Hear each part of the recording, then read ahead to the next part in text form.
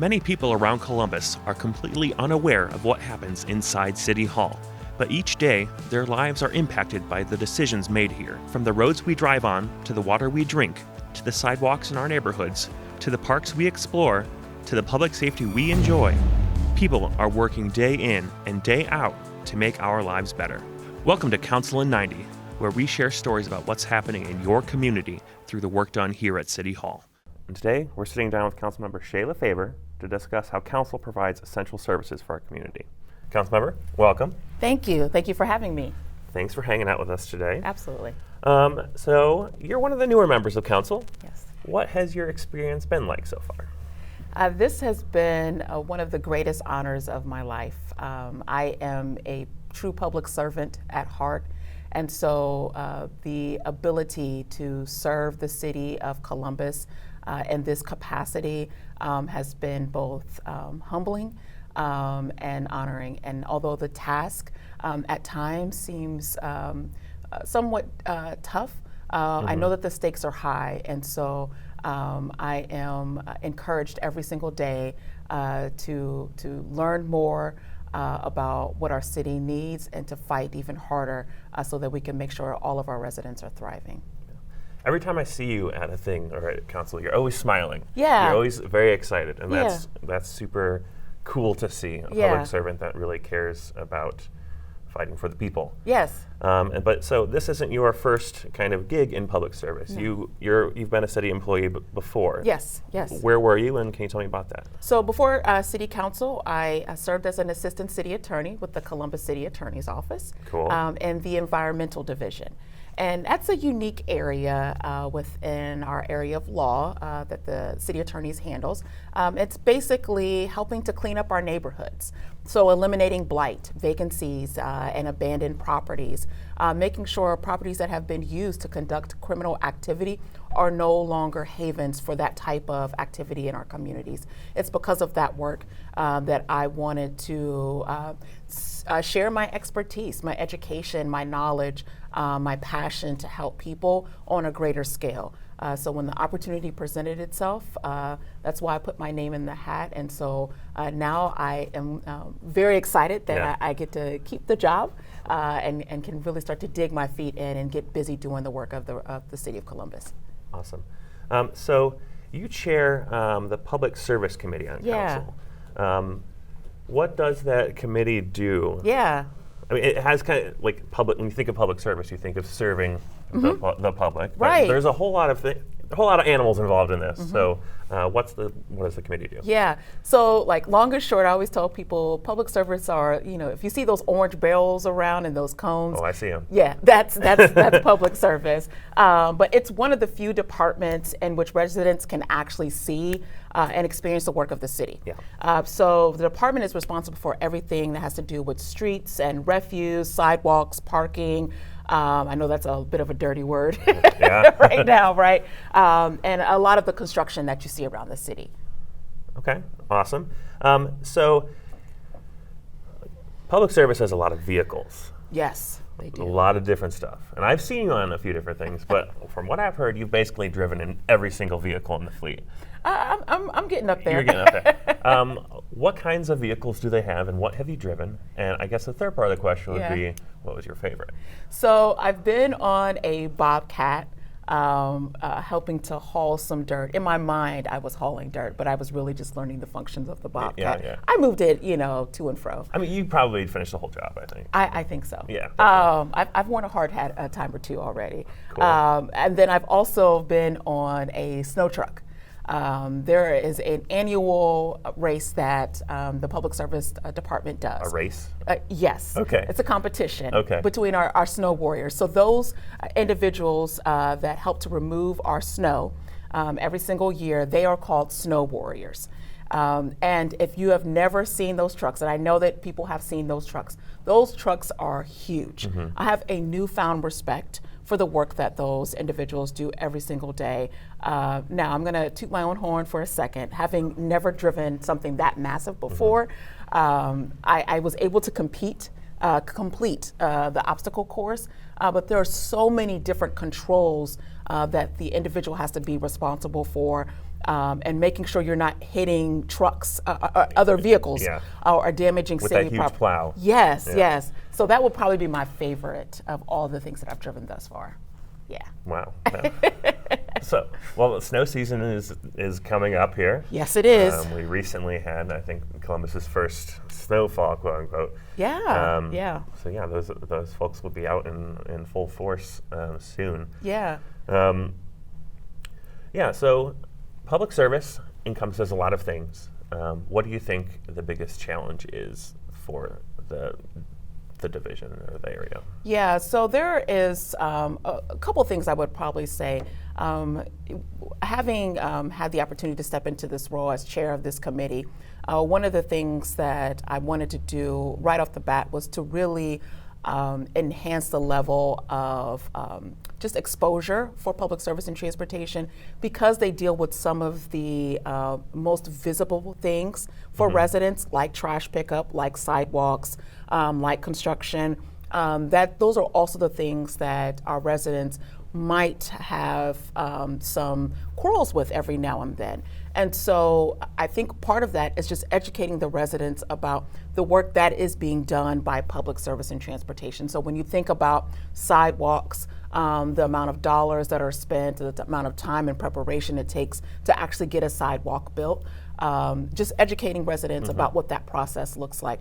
And we as a city have to do a better job. That's why I love this idea of Council in 90, because you get an opportunity to tell the residents what we're doing in the city as it relates to some of these bigger projects. So, Yeah, I mean, a lot of times when you think of a city function, like picking up the trash, building, repairing roads, these are all things in that committee. Yeah. And if something goes wrong with one of those things, then it's a big deal, because that's what they see.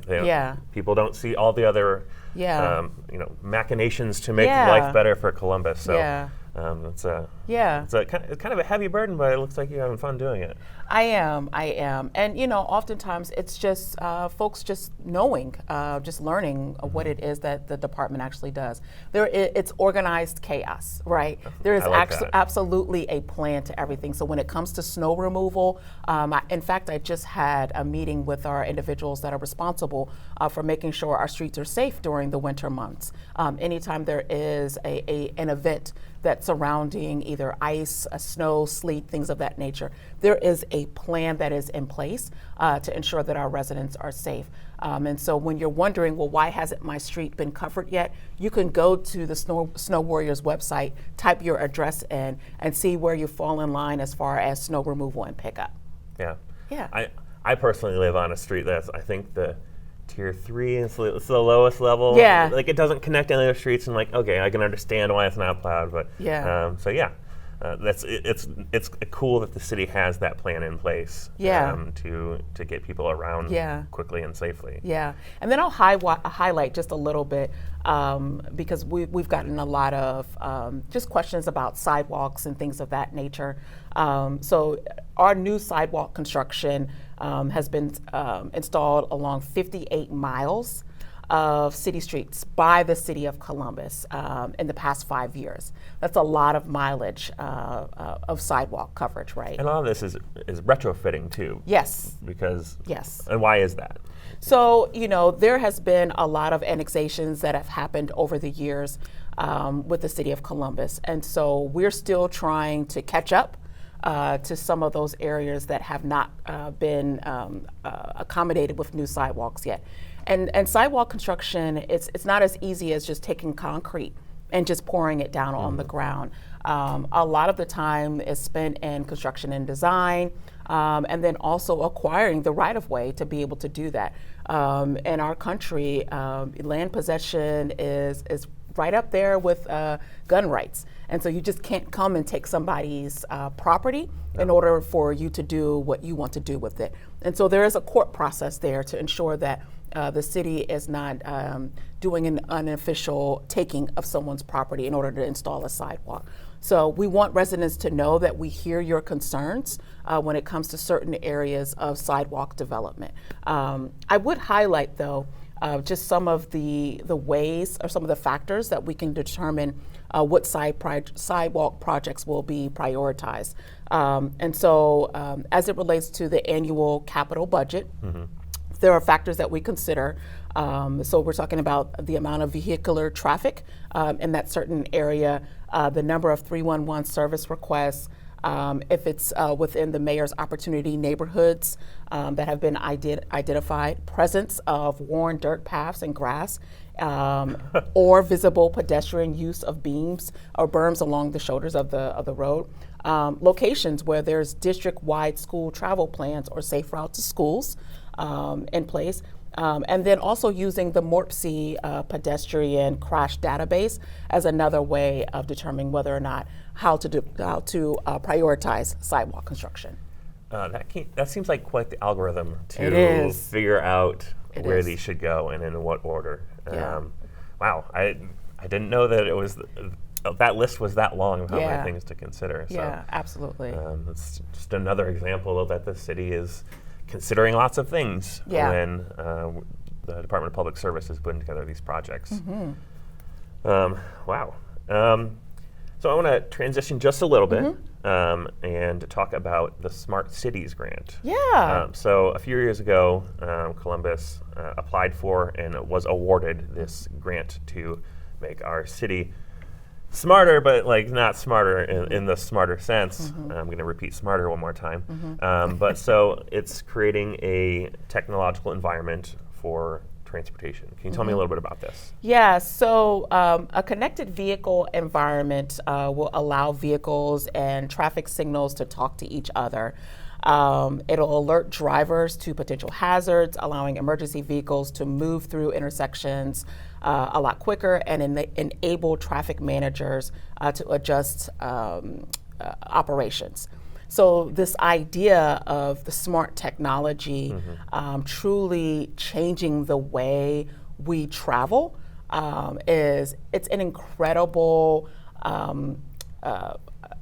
honor that the city of Columbus has to be able to do some of those things that I just highlighted, right? So we are leading this conversation for the entire country of how all of those things can work together to ensure that we are safer on the roads, both as pedestrians and as drivers. And so all of those things that I just highlighted are important to making sure that as we continue to move forward in technology, that folks are even safer on the roads.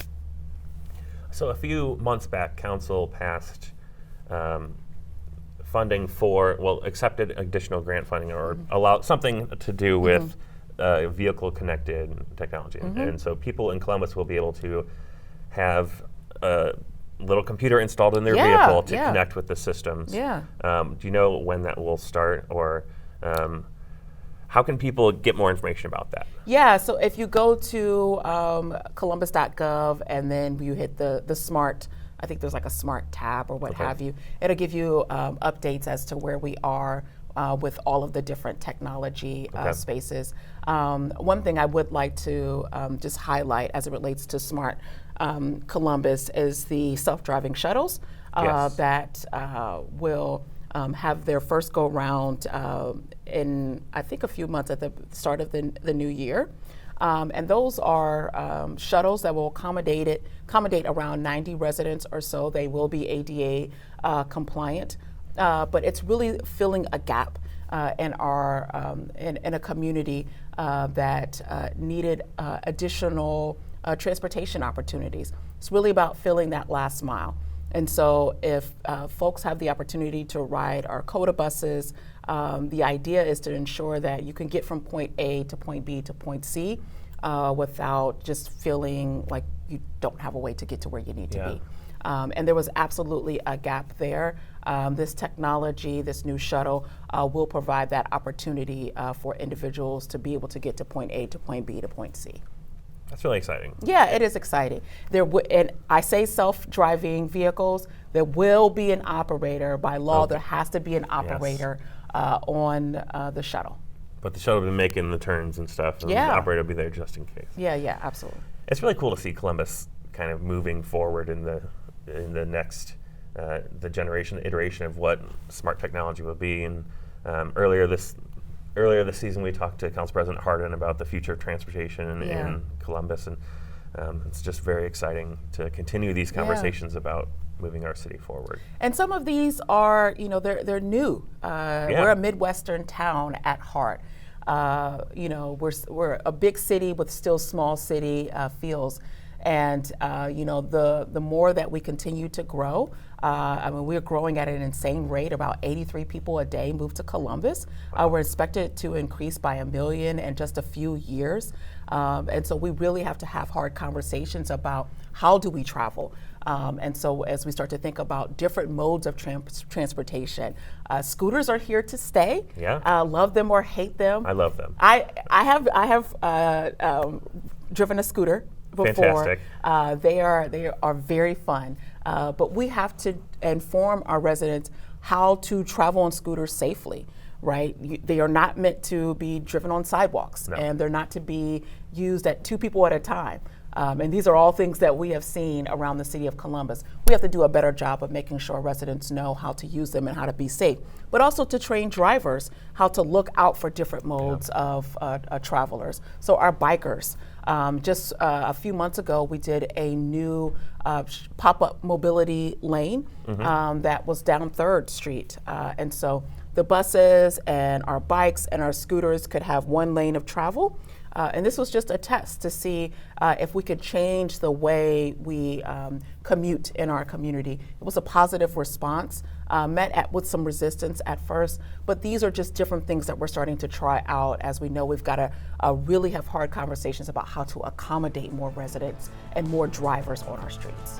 Well, Councilmember Favor, I'm very happy that you're on the job. Thank you very much. Thank you for joining us today. Absolutely. And thank you for joining us on Council 90. Thank you.